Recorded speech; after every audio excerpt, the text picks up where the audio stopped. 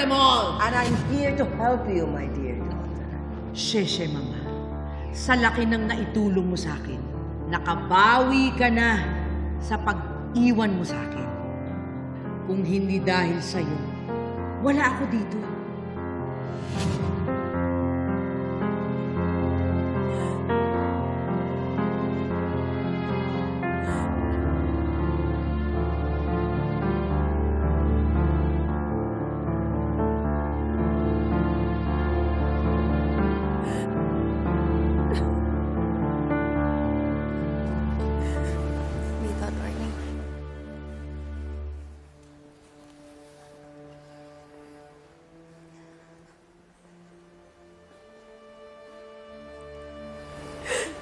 Ma'am Morgana?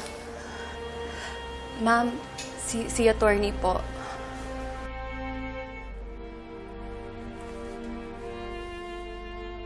Attorney. Salamat. Miss Morgana, nakikiramay po ako. Salamat. Kamusta na yung kaso natin? Ma'am Morgana, I'm sorry to say, pero wala akong matibay na ebidensya laban sa mga tanyag. Hindi ho aakyat sa piskal ang kaso natin. Anong hindi aakit sa piskal? Si kidnap ni. Ma'am Morgana, wala naman ho kasi tayong ebidensya doon.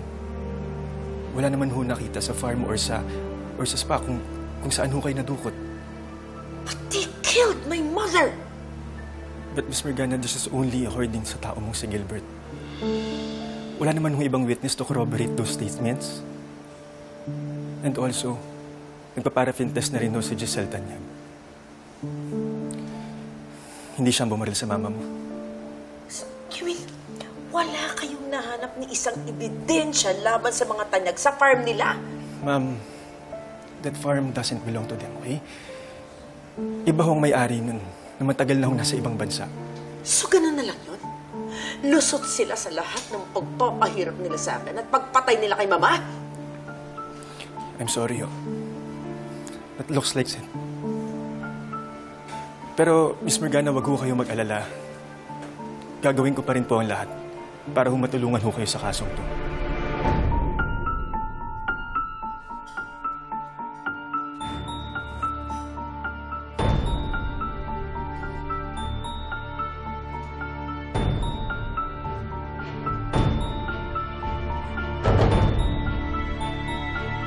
Hindi ako papayag na hindi nila pagbayaran ang ginawa nila sa akin.